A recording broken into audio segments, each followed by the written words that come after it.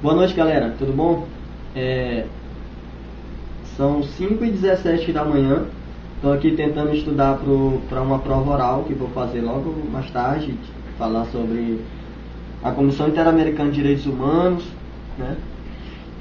Vou falar especificamente sobre o caso Vladimir Herzog e falar sobre a petição impetrada no Estado para que ele assumisse a responsabilidade pela prisão arbitrária, tortura e morte de Vladimir Herzog, né?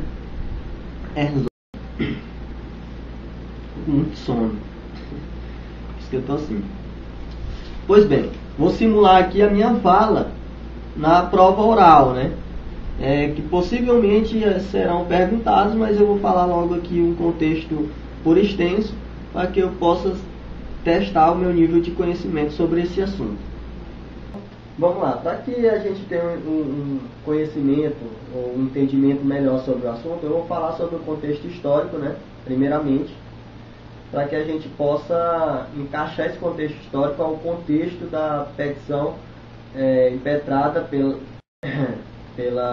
pelos órgãos internacionais à Comissão Interamericana de Direitos Humanos. Então, para que haja esse entendimento, vou começar contando um contexto histórico, falando sobre a vida de Vladimir Herzog. Vladimir Herzog, ele chegou ao Brasil ainda criança, trazido pelos seus pais.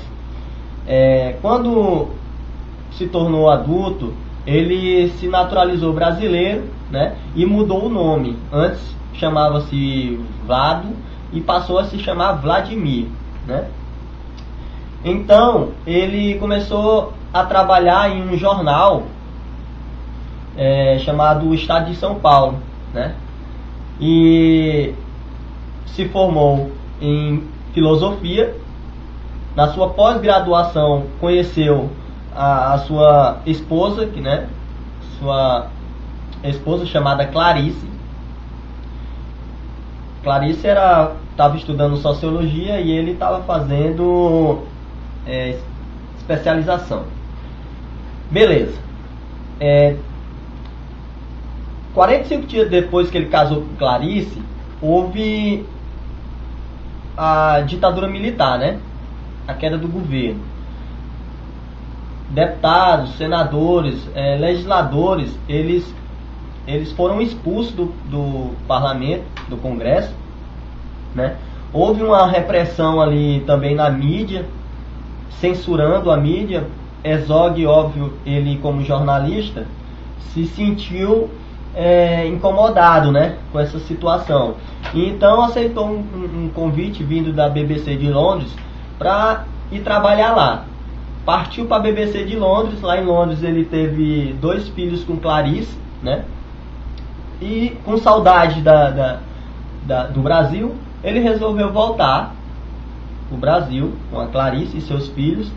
E quando chegou no Brasil, não demorou muito, ele assumiu a direção da TV Cultura, né? E também quando ele veio ao Brasil, foi bem na época do AI-5, Ato Institucional número 5, né? Que houve o quê? Uma repressão maior da ditadura militar. Eles resolveram capturar todas as pessoas que iam contra o sistema, né? Especialmente especialmente os jornalistas, que tinham uma influência muito grande na mídia, né? No seio social, e resolveram capturar esse pessoal. E nesse pega aí que se instaurou dentro do Brasil, né? Capturaram vários jornalistas, e esses jornalistas eles entregavam os outros devido às torturas, né, que eram praticadas dentro do DOI-CODE, que era uma agência de investigação do 2º Exército Brasileiro. E então, pelo fato do Vladimir ele ter se associado, ou se filiado, né, ao PCB, que era o Partido Comunista Brasileiro, houve essa procura. Ele se filiou para poder de perto atacar o governo, atacar essa ditadura imposta no país. Mas só o que acontece? Ele não sabia que ia ter essa repressão dessa maneira, né? Porque aqui no Brasil o exército estava dividido. Existia o exército mais repressor, né? E existia o exército mais liberal. O repressor, ele tomou o poder para si e não queria de forma alguma que esse poder fosse devolvido à sociedade. E o liberal não. O liberal, ele acreditava que aos poucos a sociedade ia tomar esse poder de volta, né? É como se fosse ali uma briga de dois elefantes. E tem um provérbio indiano aí que diz que quando dois elefantes brigam, quem sofre é a grama. Então, nesse caso, a população que era contra o sistema ditatorial era a grama, também os jornalistas, né? Os jornalistas e também os legisladores, né? Que foram expulsos. Todo mundo que era contra o sistema foi colocado para fora. Ou sofreu uma repressão ali de alguma forma. Até hoje existem pessoas desaparecidas, né? E há relatos também. Enfim, chegando na TV Cultura, os agentes da DOI-CODE comunicaram a Vladimir Herzog que ele tinha que comparecer ao segundo exército, ao segundo exército para prestar esclarecimentos sobre esse ataque que ele vinha fazendo contra o Estado, né? Porque ele fez um artigo na qual falava dos 10 anos da ditadura militar. Isso foi tido como uma afronta ao Estado. Então ele tinha que ir lá para prestar esclarecimento sobre esse artigo que ele publicou, né? Pois bem, 8 horas da manhã do dia seguinte, de 1975, Herzog compareceu ao 2º Batalhão para prestar esclarecimento. Chegou lá, já haviam 10 jornalistas detidos, né? E ele foi imediatamente encapuzado e levado para uma sala para interrogatório. Chegou lá, 2 companheiros dele, jornalistas, disseram para ele falar a verdade, que ele tinha que falar a verdade, era melhor ele falar a verdade pelo fato dele já terem dito que Herzog fazia parte do Partido Comunista, né? E Herzog se negou a dizer, disse que não fazia parte daquele partido. E então o capitão Ramiro, que era o responsável pelas torturas, né? E pelo DOI-CODE ali, o capitão Ramiro resolveu torturá-lo para poder tirar informações, né? Então, Vladimir Herzog, pelo fato de ser um homem que prezava muito a sua moral, né?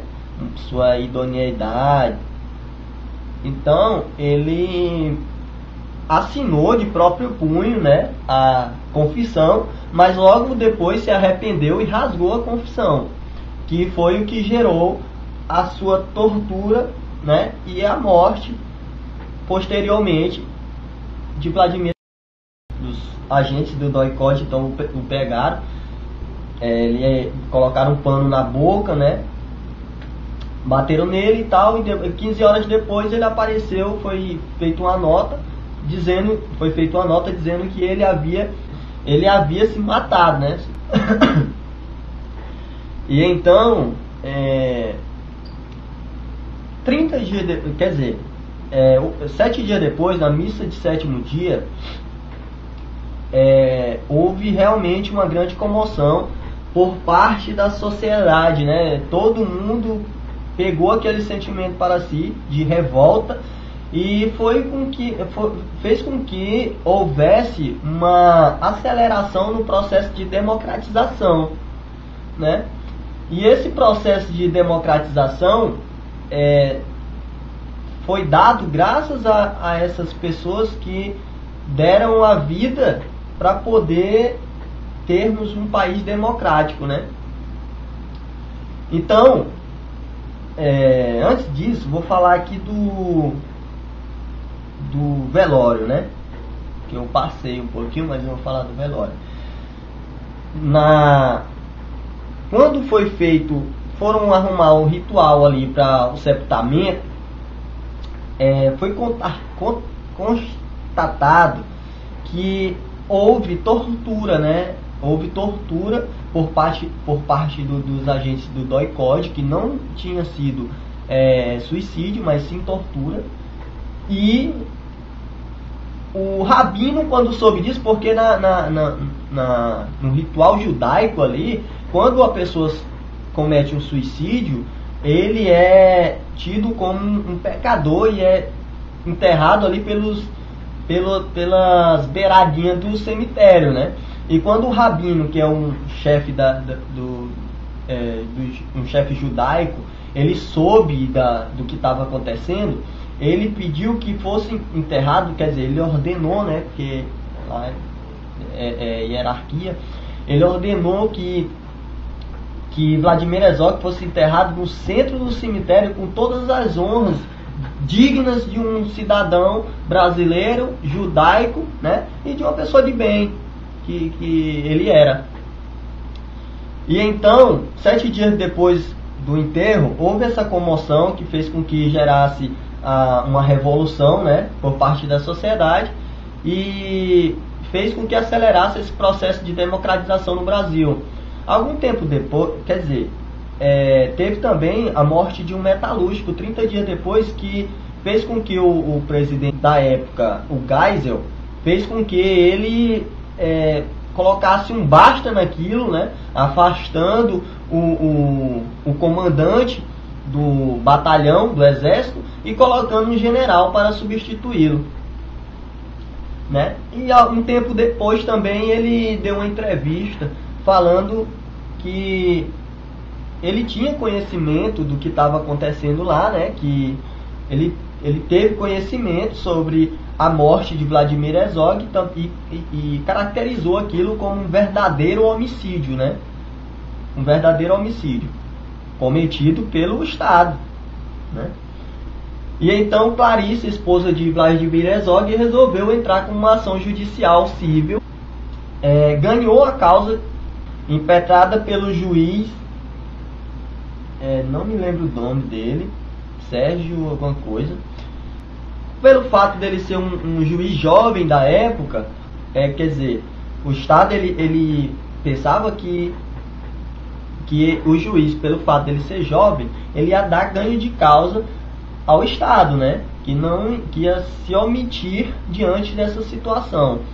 E o que aconteceu? O juiz, apesar de ser jovem, porque o juiz já de idade, ele, perto de se aposentar compulsoriamente, ele tinha mais liberdade de julgar o caso, né, de acordo com o que ele achasse melhor. E o juiz jovem não, o juiz jovem ele tem receio de que ele, julgando um caso a favor do Estado, ele sofra repressões do próprio Estado. E o que acontece? Ele julgou causa favorável ao próprio a Clarice, né, dando ganho de causa a Clarice, e condenando o Estado a pagar uma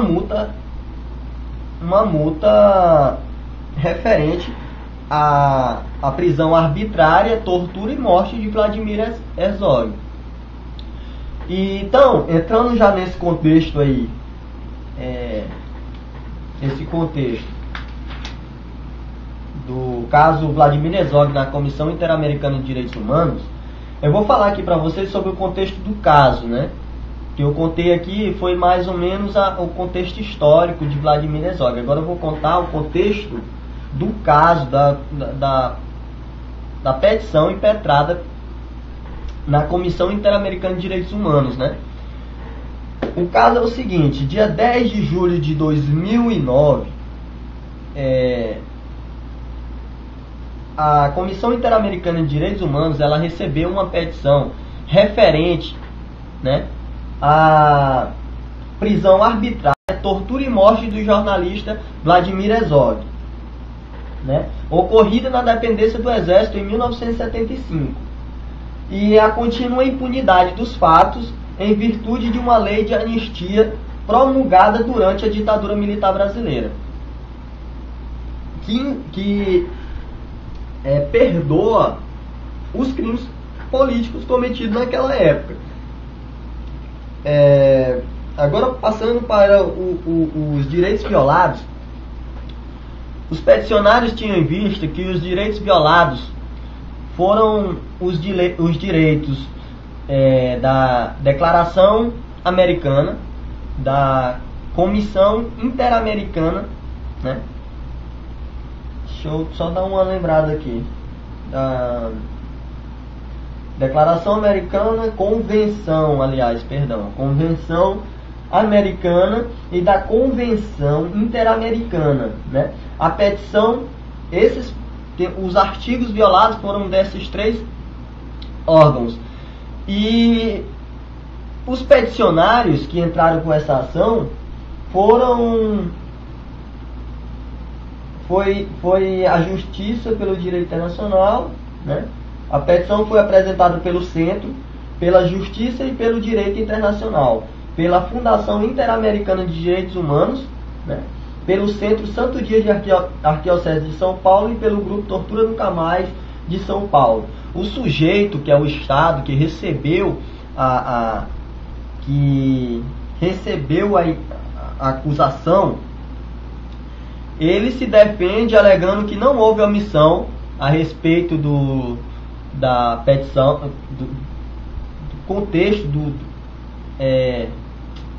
não houve omissão referente ao que contém a petição, né? E diz até que o Estado ele reconhece preliminarmente, né, a omissão, o Estado preliminarmente alega que não há omissão alguma a respeito dos fatos denunciados nesta petição.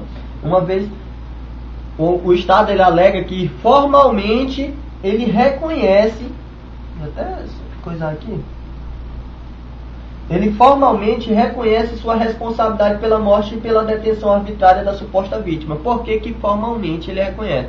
Porque ele reconheceu o direito à clarice pelos danos causados pelo Estado, né? Ela foi remunerada, eu não sei se essa é a palavra adequada, mas ela foi ressarcida pelo dano, né? Então, preliminarmente ou formalmente, o Estado reconheceu aquele dano causado à Clarice. Porém, não reconhece internacionalmente. Por quê? Porque ele alega que a Comissão Interamericana de Direitos Humanos não tem competência radiante temporis para examinar supostas violações da Convenção Americana ou da Convenção Interamericana para prevenir e punir a tortura. O Estado sustenta que os recursos de jurisdição interna pertinentes foram esgotados mediante a promulgação da Lei de Anistia Brasileira, ou alternativamente por meio da decisão do Superior Tribunal de Justiça, a qual confirmou a sentença do Tribunal de Justiça de São Paulo, que arquivou a investigação policial sobre a morte da suposta vítima e a aplicação da referida lei de anistia.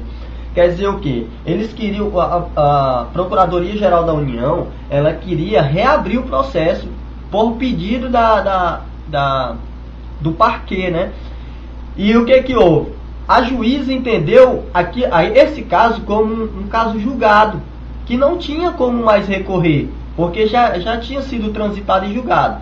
Então ficou por isso mesmo, mas a Comissão Interamericana de Direitos Humanos, ela vê o caso como um descaso do Estado sobre o que aconteceu na ditadura militar. Por quê? Porque o Estado são crimes hediondos, são crimes de tortura, de prisão arbitrárias, de morte, desaparecimentos, que até hoje tem gente desaparecida, que até hoje ninguém sabe onde é que está. Então, para esse caso, ela alega que não há fundamento em se colocar uma lei de anistia, porque não cabe ao caso, segundo a Comissão Interamericana de Direitos Humanos.